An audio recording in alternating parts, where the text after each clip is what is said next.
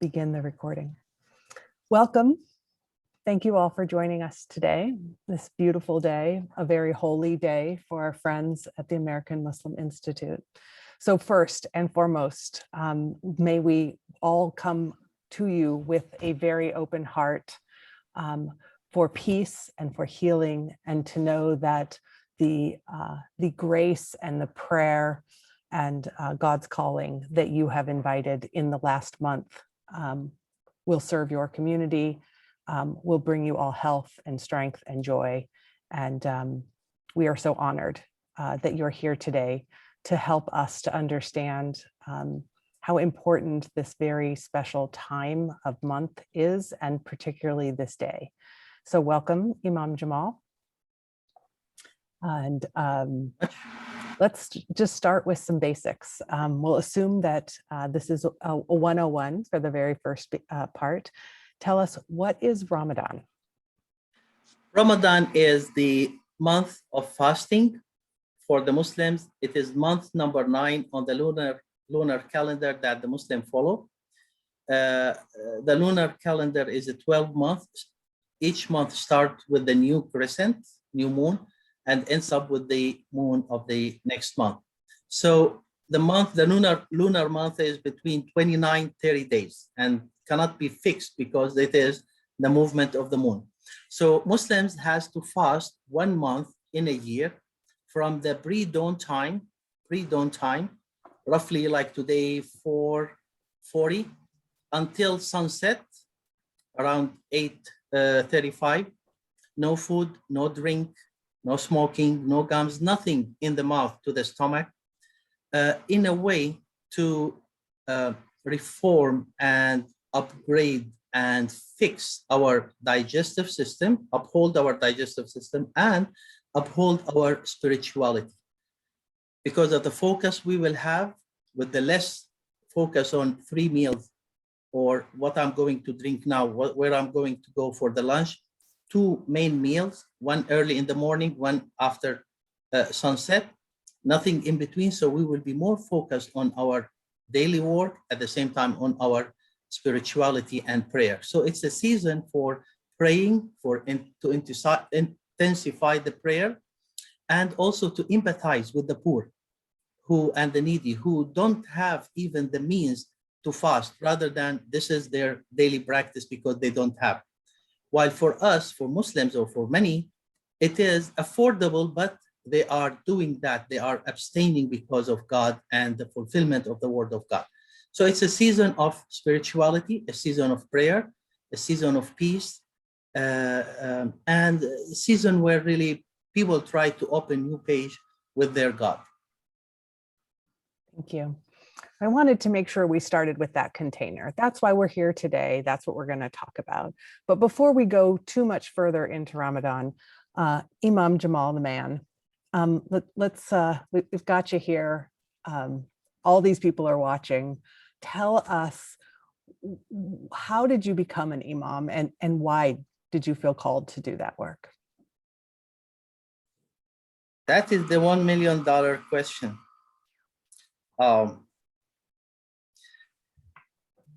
First of all, I would like to say I did not have lots to do with this, meaning from day one, it was the will and the wisdom of God that drove me step by step to be where I am right now.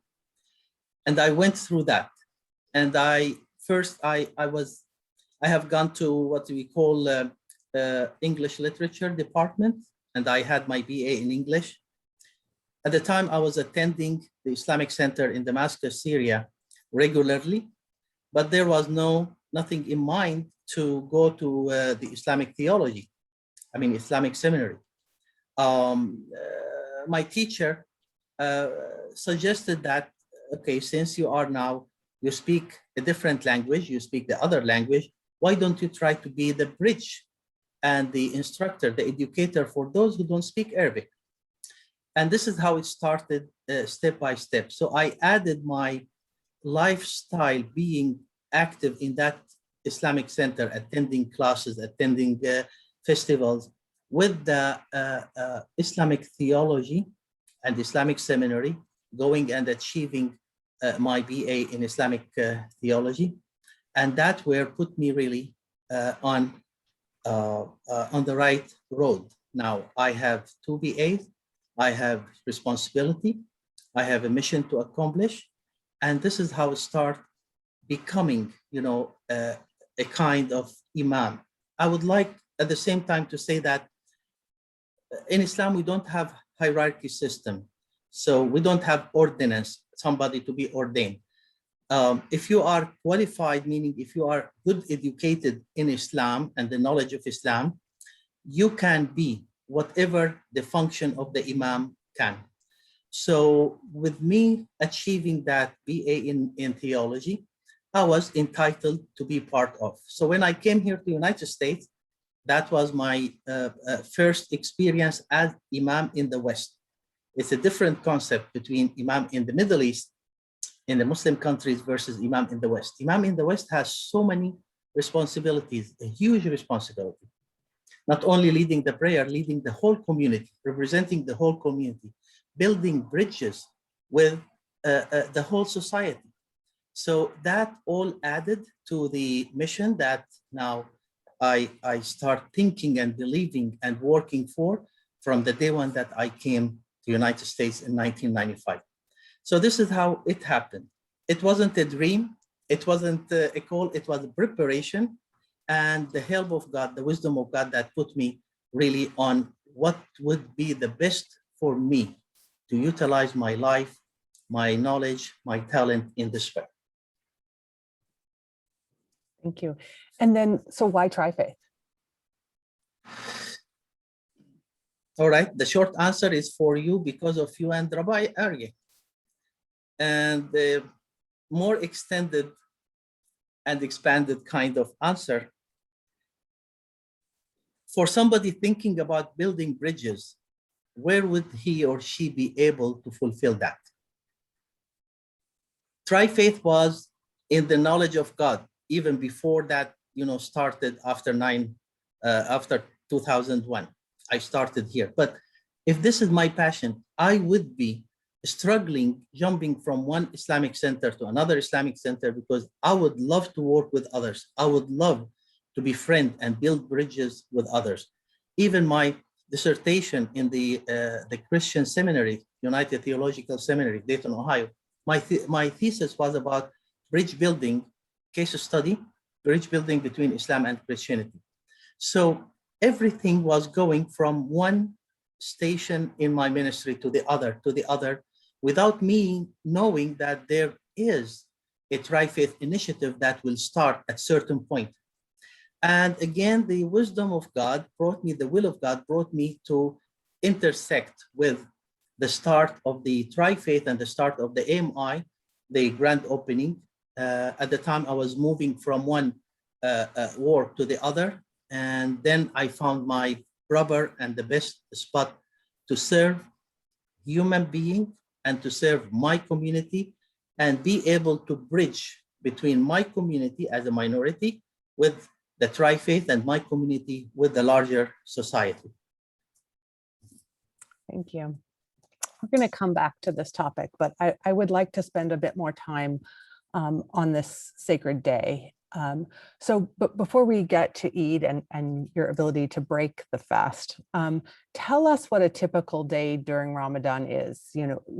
What kind of food you prepare in the morning? How do you prepare for a day of fasting? What is the mental part of doing this for a month? How does the fasting work? For me as Imam, I have responsibility. So starting from the first night, I will be thinking about start adjusting and changing my schedule to waking up early enough to have my light meal of the pre-dawn time, which means it will be a good time before the dawn time that I will be, and my wife will be preparing for that meal. Then by the time it is the dawn time, the first time of the prayer, we have to stop. And then I will be thinking of coming back to the mosque in order to run and conduct the service there.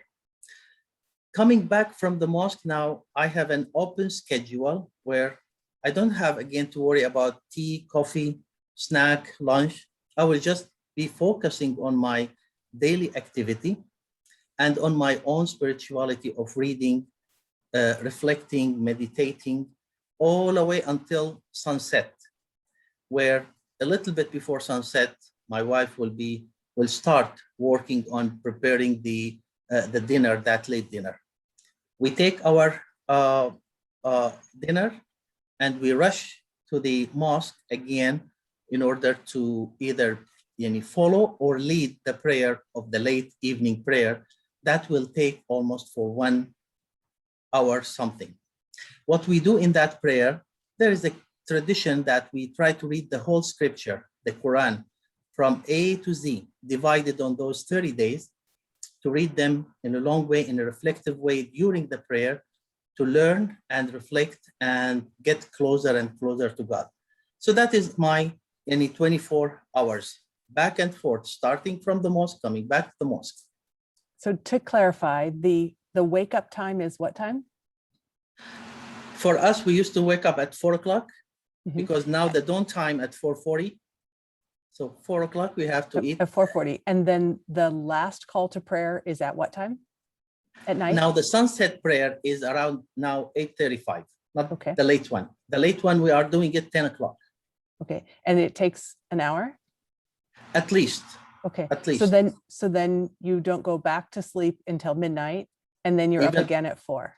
Yes, even after midnight, because by the time you go back, you don't easily go back, like switch on and off. And the first day of Ramadan was when? The 13th, it was Monday. Of evening. April. So since the 13th of April, you've generally slept between midnight and 4 a.m. Yes. And then you've only eaten a light meal before dawn, and a meal around 8:45 at night. Right. Okay. Well, we're just going to let that sit for everybody for just a minute. It's a big commitment. Yes.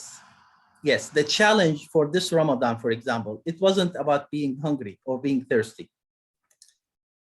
God has been so nice and gentle that we did not have any, wave of heat during this Ramadan, because we will be fasting for, I think, at least 15 to 16 hours. But the challenge is how you can catch enough sleep. For me, coming back and maybe going to sleep after 1 a.m. and waking up at 4 o'clock, then after I come back around 6, you can hardly go back to sleep. You have to catch up those hours here and there, nap here and there, in order to support yourself and give yourself. But when I say this is a challenge, this is a beautiful challenge. I'm doing that out of my commitment and love and following the teaching of God, believing that there is lots of benefit that I will get physically and spiritually. So today, for example, we are done with Ramadan. The 30 days are done, and I'm surviving. I'm surviving. I lost quite a bit of good weight. I hope I will be strong enough not to get it back. And I'm going back to sleep now, slowly, and things going fine. So you kind of passed over quickly the meaningful part. Tell us, to the extent you're willing, what are some of a self-discovery that you have spent time meditating and praying on during this month for yourself or your community? Honestly, it is both. I don't want to say that I was selfish just to pray for myself, but everybody has her own inquiries that they are looking from God. And the whole Muslim communities, Muslim nations in the Muslim world also has lots of trouble and lots of chaos. And the bigger circle is the humanity in general, whether here in the United States or even globally. So honestly, I've been reflecting and praying for all of these. At certain points, I will be more occupied with my own personal, me, my wife, my kids, my extended family, and their needs, and the needs of people who are asking me personally that, Imam, would you please keep me in your prayer? Would you please pray for me for that specific issue? And sometimes, I would be just willing just to open my heart. Oh God, we have this whole issues all around the world, and it's only you who can help serving that.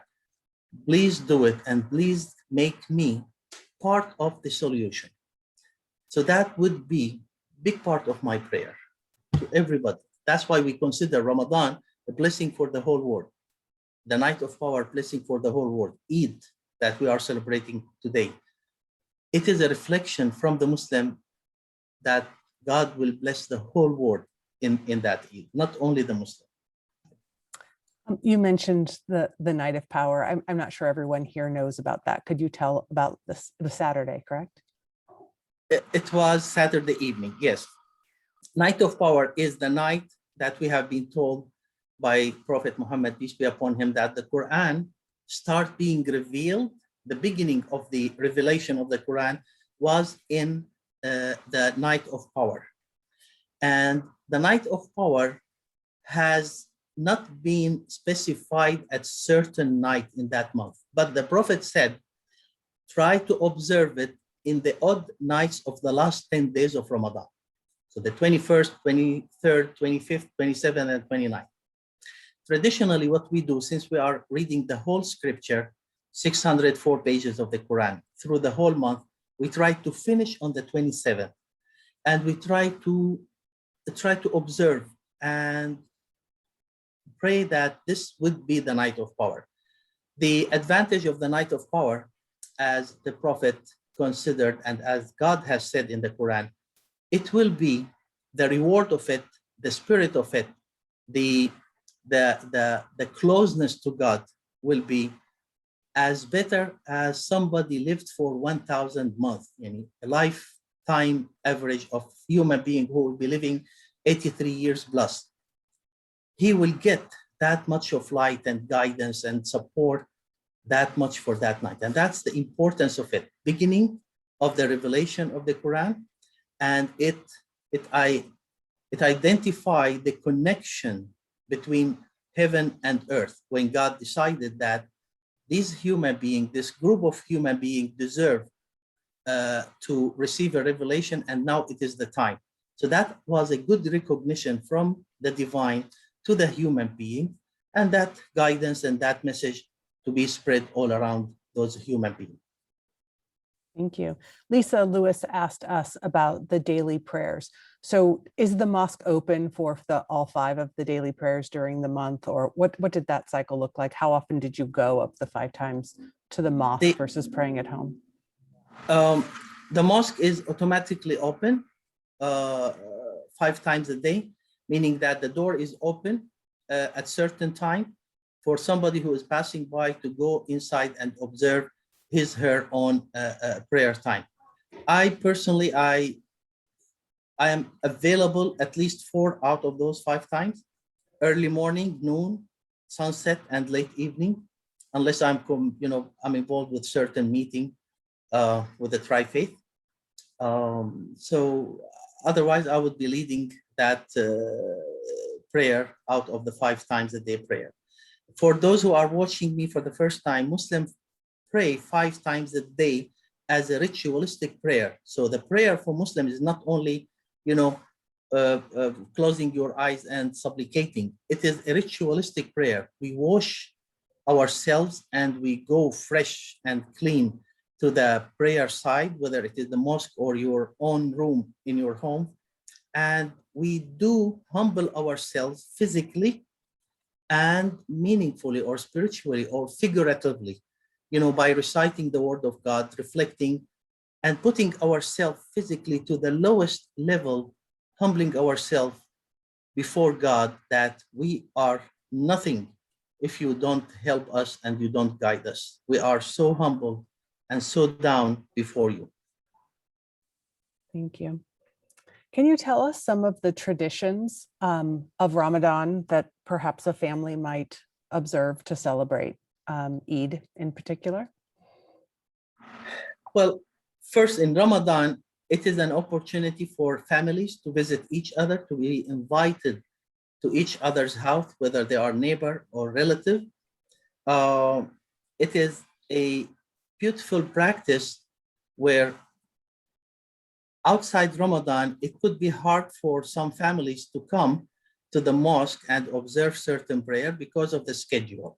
The blessing of Ramadan that you will see so many of those families, family members, even young kids, other time than COVID, they will be coming. And we will have number in the mosque, number of people more than usual. So that is one of the beautiful tradition of Ramadan.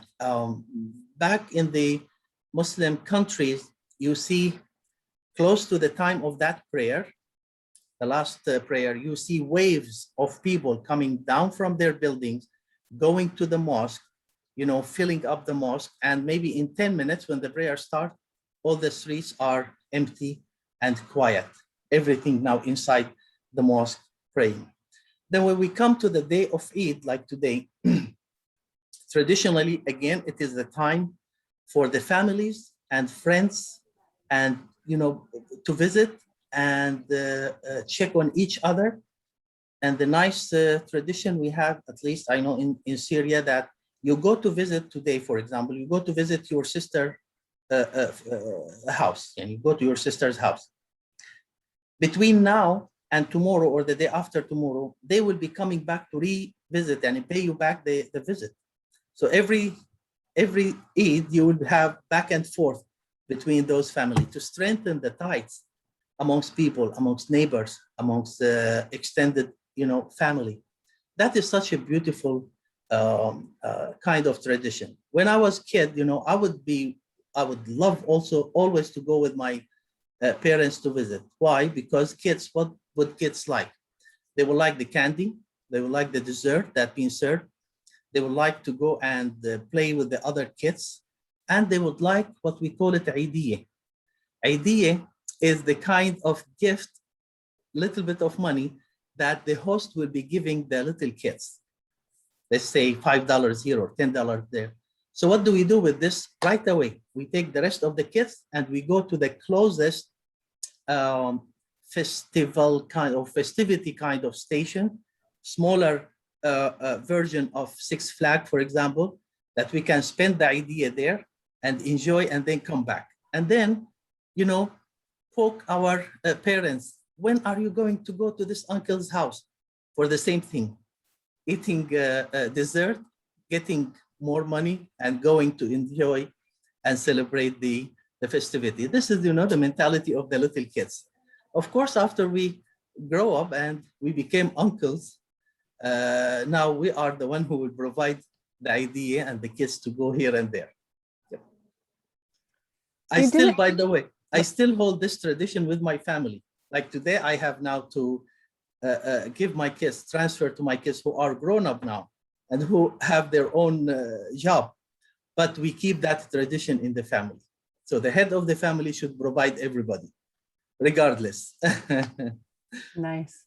You didn't mention food. If this was a Jewish holiday, we would have already talked about the food. So is there a particular recipe or a menu for Eid, a dish that you look forward to? Most of the Eid menu is dessert.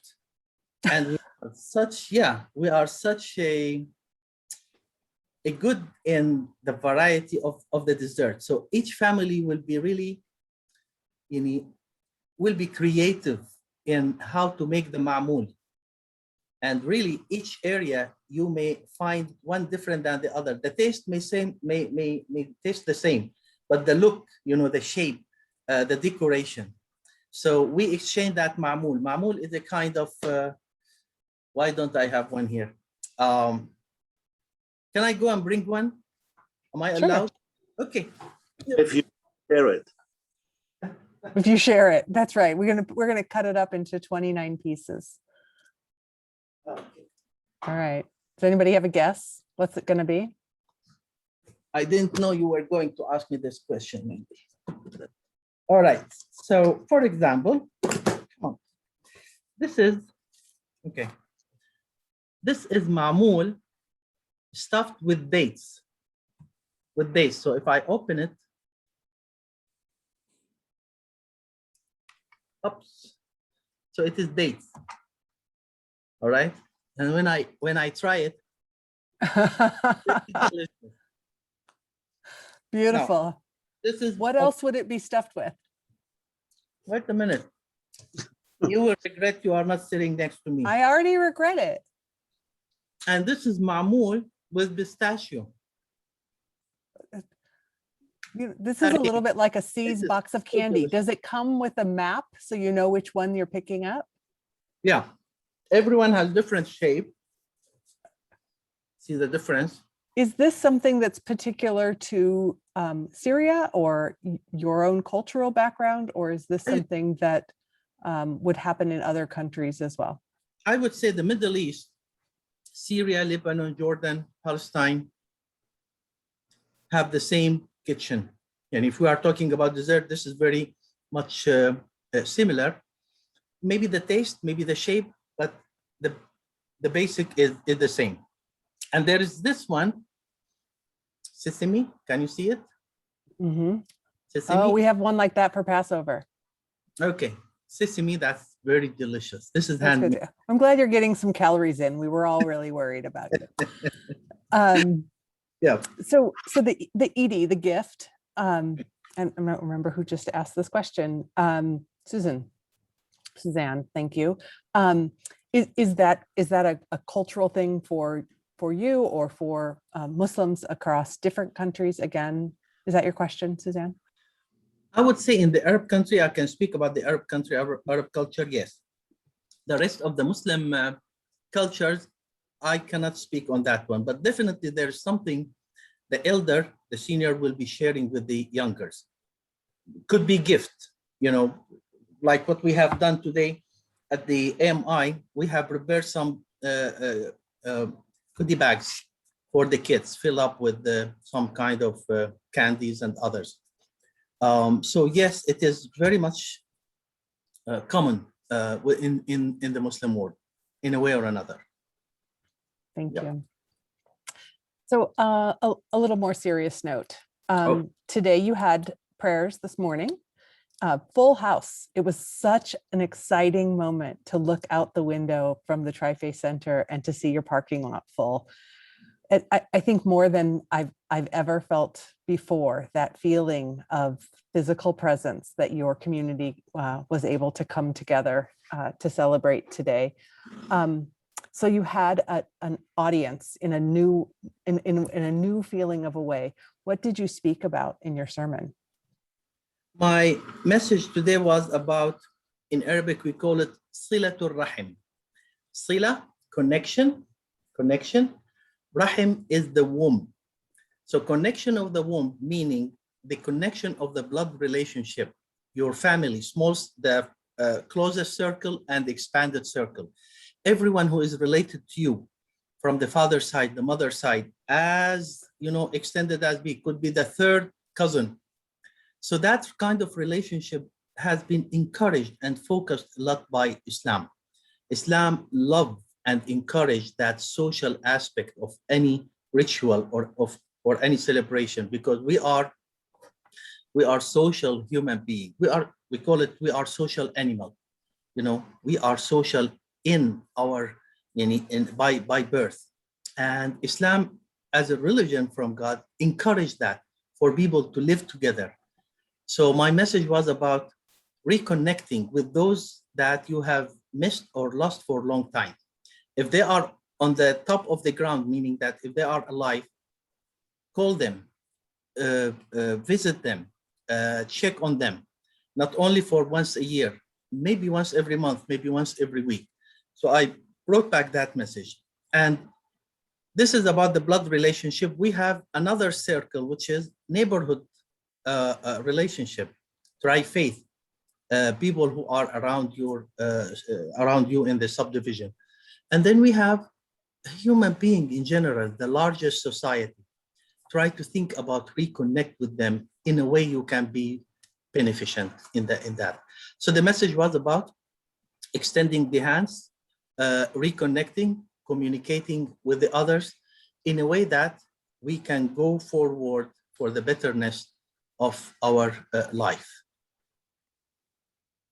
Thank you. May it be so. Yeah. We have a question in the chat also about the size of the Muslim community. Perhaps you could tell us first about kind of the size of the AMI community and your hopes for its growth, and then what are you seeing in terms of the landscape of the Muslim community for Omaha? So we can estimate 4,500 to 5,000 in the whole Omaha metropolitan area. In Omaha, we have around 6 mosques, varying between big function like Islamic Center or a small prayer place. And the Muslims are scattered around. AMI does not have membership in a way that we can say, yes, we have 100 members, we have 200 members. But if I am counting those who are coming regularly to Friday prayer before the COVID, so I'm counting 130 to 140 members. In situation, in celebration like today, other than the COVID, we will be having at least 500 to 600 people. So when you are talking about, it was a beautiful scene from your office, just wait for the next Eid when we open it up. We will be occupying the parking lot of the church and your parking lot and our parking lot, and people will be double parking. We will have an issue, you know. So we are talking about 500, 600 who trust and who like to come to AMI to join them even once a year. I think you're underestimating, because all of us are going to be there too. So there'll be way more people than you even anticipate. Uh-oh. Okay, I have to be careful. Yes. So, and also you didn't mention in your number that you have a supplementary school. So the number of families who come and bring their children for what some might call an equivalent of like CCD classes or Wednesday and Sunday training. Well, how many of those families have even been showing up during COVID on your virtual? No, it was virtual. Yes. From the time we decided to turn, have a limitation or close the mosque, the school turned to virtual, and we have approximately, I guess, 180 students. Sometimes you have a family who has 4 members or 3 members, so a total 180, and we have a lot on the waiting list. So we need to expand, and we will, we need your help in raising the fund, Wendy. I'm a fan. I'm all on board. Okay, just putting you on the spot. You don't scare me, Rabbi Azrael. You're raising your hand. Wow. Trying to be polite. Thank you. Uh-oh, I didn't say anything wrong, Rabbi. Nothing. Since the Tri-Faith would like to engage other members of the Christian or the Jewish communities in understanding the beautiful holiday that you are celebrating today, what do we need to do in order to be invited to those celebrations? Do you mean to come and attend or join us in the center, or as a family? Would this offend members of your community? No. Having people from other faith communities participating? No, actually, the otherwise. The tradition of Prophet Muhammad during his time is that this type of prayer and service will be held outside because of the size. And everybody in the city will be invited, Muslim and non-Muslim, because the ceremony, the teaching will be good for everybody. And the festivities, the joy and the festivities will be also available to everybody. So absolutely not. We will be more than happy. And we are so, so concerned about the COVID. But before COVID, we will be really looking for our neighbors and partners coming, joining, offering the dates, offering the greetings. Definitely, We are neighbors. How can we be offended in that way? This is good because Wendy will put it in the calendar for next year already. I'm not waiting for next year. I want also, as people become vaccinated and our congregations open up, we are eager to invite people to experience worship between the houses of worship and really think about if you're interested to go to Shabbat or to Juma prayer or to Sunday morning prayer, reach out to me as we start to open, or if you would like to do it virtually, and I will help you find a buddy. I will help you find somebody who's willing to sit with you and make sure that your questions are answered. We're ready to do that. If you'd like to be a buddy, to invite someone to come with you to worship at your house of worship, order up. The day has come. We're ready to start doing that. I think we have practiced this when the 2-3 years so far. Just before the COVID, we used to have plenty of our neighbors coming and visiting. I just want, just to tease Arye more. You see, Arye, this will be provided only at home when you come to my house. Okay? No, Abdul put in the chat a place we can all go and purchase some. This is handmade, Wendy. This is handmade. Nobody can beat handmade. I'm certain that you are right. To build on Rabbi Azrael's question, as your community is celebrating Ramadan, what are things that people who do not celebrate Ramadan can do to be welcoming and supportive to your community at this time, or even through this month, for us to learn for future? As little as share the greeting, let them feel that they are recognized, that we know about your holiday and we are sharing, and expanding that to inviting them. The code of hospitality, Arye knows, is very, very strong and sensitive for the Muslims. So if you invite them or you are invited, that is something very honorable, very honorable, especially when you say, I would like you to come and have a cup of coffee with me because it is Eid time. Oh my goodness. That will be, that will be the whole day. Yep. That's not an understatement. We had a staff iftar at Miriam Amini's house on Saturday night for this night of power. And what I thought was going to be a couple hours, man, it was hard to get out of there before midnight. It was a long ordeal with a lot of courses and delicious food. So it's a great reason to get involved in Tri-Faith. The food, my husband always says, is really good reason to show up. So yes. How about some childhood memories? Tell us about what was it like for you to celebrate Eid when you were a kid? We will be waiting for the day of Eid. Traditionally, the parents will go for shopping the last week of Ramadan, and you will see the markets are so crowded. People are buying new clothes, new dress, new socks, new shoes, because for the kids, Eid means new dress, a new shape, and Eid means money, idea, and Eid means sweet and dessert. So it is the last week of Ramadan is such that really shops don't close 24/7 for the last week.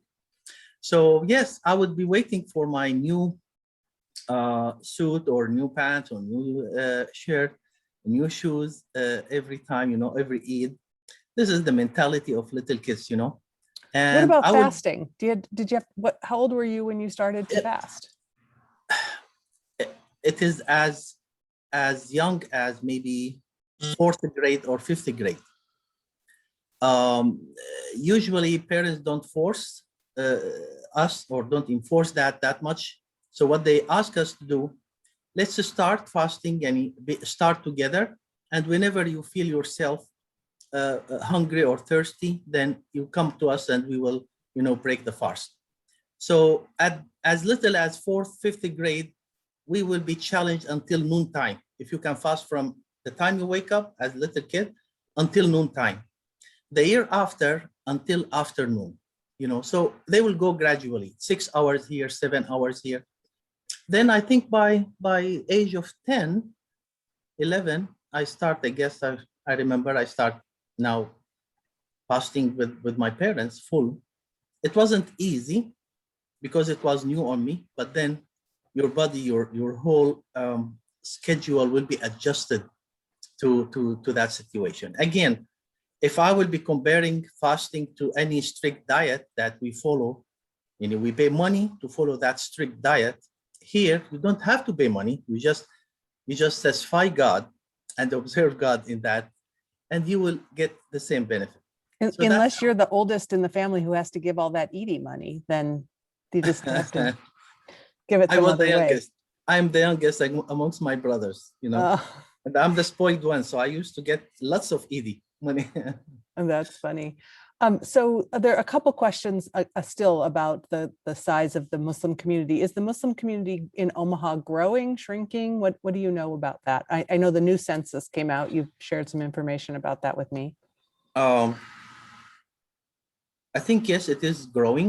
We have new professionals coming, joining Omaha. And for your good news, some of them are attracted by the presence and the news of the Tri-Faith. And the whole project of Tri-Faith really invited and attracted some.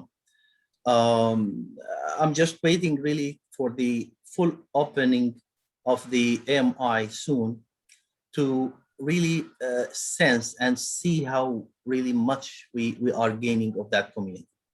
Are there other mosques in Omaha? And can you tell us a little bit about, I know we don't have membership at AMI, but so what is that like when there are more than one, and how many are there? And do your followers go to multiple?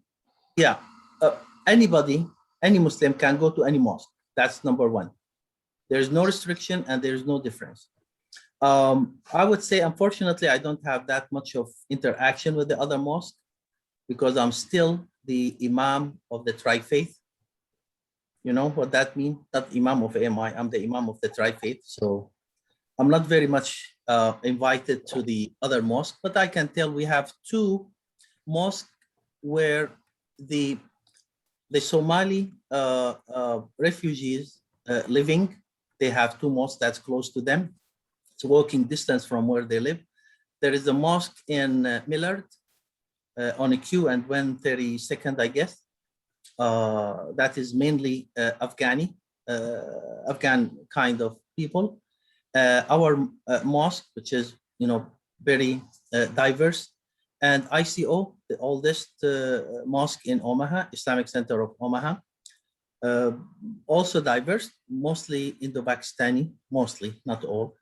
And we have a small prayer place that I heard of, I don't know where right now, that some of those who are close to it, they observe there. So no single center can say, I have 100, I have 150, but when it is like Eid time, we have 2 or 3 services in town. Our service will have between 500, 600 people for Eid. Some other services, when they combine themselves, we are talking about 2,000 or 2,500 people praying at the same time in the same area. So that's how, if I would talk about Eid, I will compare it in the festivity activities and in the size of the community to the Christian, for example, the Christian season, whether it is Easter or Christmas or the Rosh Hashanah.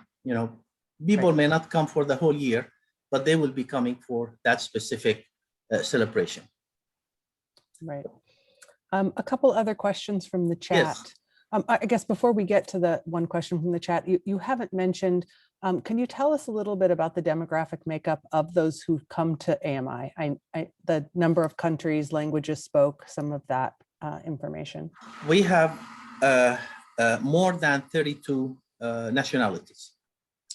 And you can think about, it's not necessarily 32 language because Middle Eastern or Arab speak the same language, but a very diverse kind of language. We have from the Muslim states of the ex-Soviet Union. We have from Africa. We have from Asia, South Asia and Far Asia. We have We have few, I think we have from Europe also, Bosnian and from Kosovo. And we have American born and raised up here. And both, you know, whether, I don't like to talk about races, but different race from United States also join us. So we have different culture, different languages. This is beautiful. This is very attractive, at the same time challenging, especially when we are talking about culture of different continents, like the African culture or the Asian culture. Islam is practiced within your culture. You live it. So when you come here, you bring your culture with your faith. And the Imam has to, you know, verify and split. This is faith, or this is religion, this is culture. But it is so beautiful when we practice this and see the diverse practice of this kind of culture. Hopefully, God's willing, next Eid, when you are invited, you will see that example in the way they dress. Everyone will come to Eid with his, her traditional dress, usually. So you see such a, you know, show at AMI. So I'm inviting all those who are listening and attending today. Thank you. A personal invitation just for you. Don't make it a public. So you have services in English or in Arabic? Mostly English. I only tend to the Arabic when I'm reading from the scripture. So I read it in Arabic and then I do the translation and the comments and the discussion about it in English. Yeah. Thank you. And then the other question in the chat is, how has the pandemic impacted the Ramadan festivities?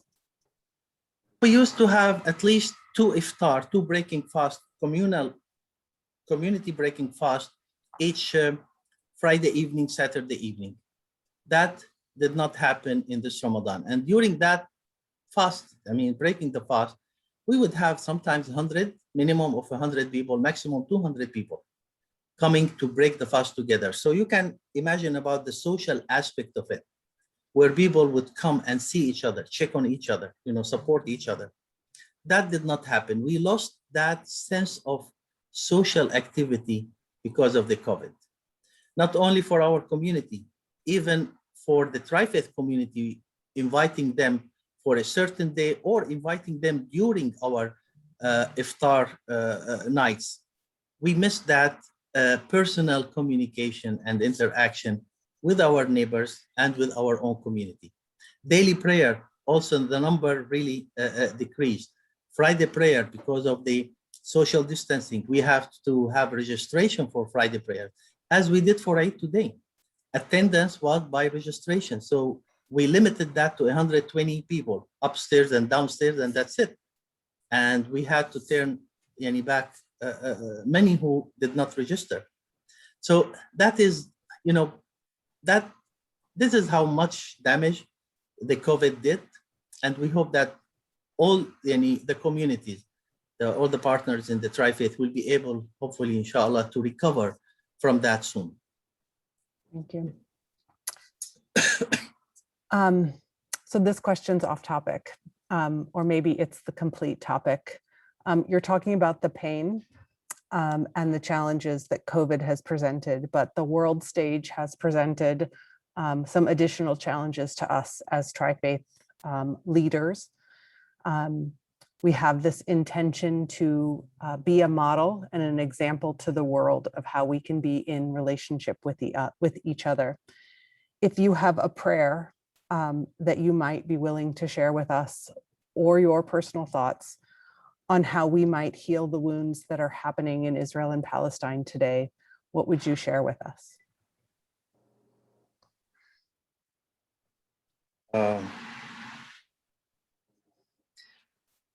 Once I heard about that the truth can be seen in different lenses.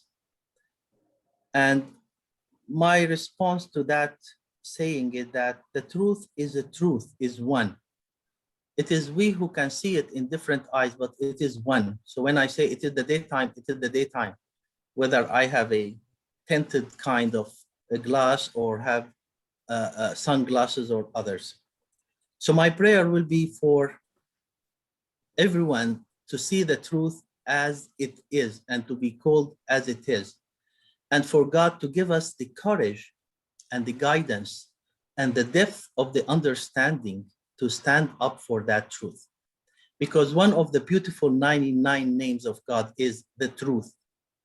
And when we are trying to seek that truth, we are trying to get closer and approach Him. To heal the wounds, the prayer, definitely, it will be one of the practice that everybody would do, because that is all what we can do.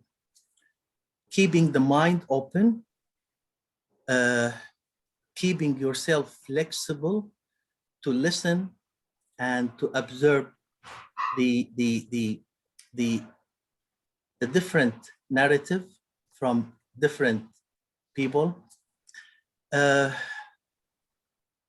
trying to act and do as much as we can to change that situation, whether by sharing the narrative, whether by advocating for that truth or advocating for the peacefulness of those human beings, anti-radicalism, anti-violence for everybody. These are kind of things I would be thinking. The Middle East has been an issue for a long time, a long time. And tri-faith may not be by herself the one that can solve, but we can show a good model of that type of understanding and working and living together. I don't have one answer to your question, Wendy, because yes, I am under influence now, and the emotion is very high. I just shared today some numbers with my community about the casualties in the last few days of Ramadan, which is very holy, during the night of power, during the first day of Eid, and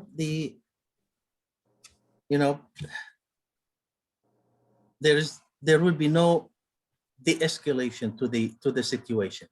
This is it. This is what you will be living with. So what I can do more than praying, keeping myself as a positive and optimistic, and try to lobby for how we can fix that. How we can fix that. I don't know. I don't have one answer for that, Wendy. Yeah. Thank you. Thank you for that beautiful balance of heart and head, right? We really all have to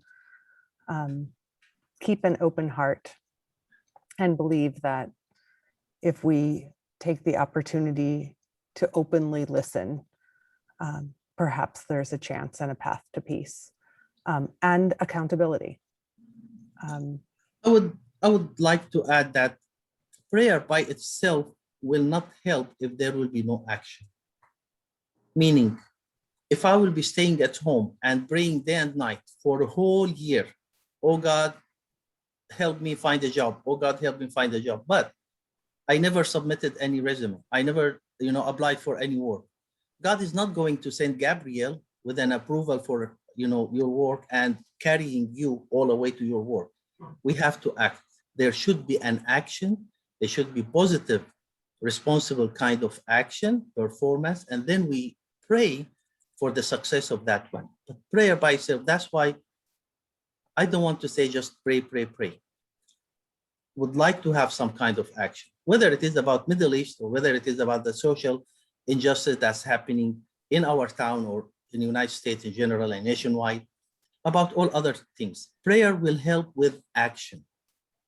There is no change, regardless what the prayer will do. There is no change if action is not happening with that prayer.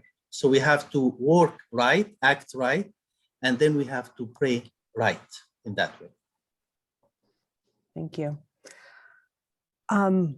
For whatever reason, this brings me back to our founding story, which is that after 9/11, REA, Azrael, and members of our community showed up at the mosque to stand shoulder to shoulder with those who were potentially being mistreated and to avoid violence and mistreatment. And I hope that in your increase of education today, the grace that Imam has shared with us, that you feel motivated to show up and to be more ready to have a courageous conversation that you're preparing yourself with us to have about this hard work. I hope we continue to pray together for peace, but more importantly, I hope we work together to be that model of peace and to help to create the solutions that are needed that are dividing our world. Thank you so much for showing up today. Thank you, Imam. Eid Mubarak to you and your family. Eid Mubarak to everybody. Thank you all for being here. Thank you. Appreciate it. Thank you, Rabbi. Bye-bye.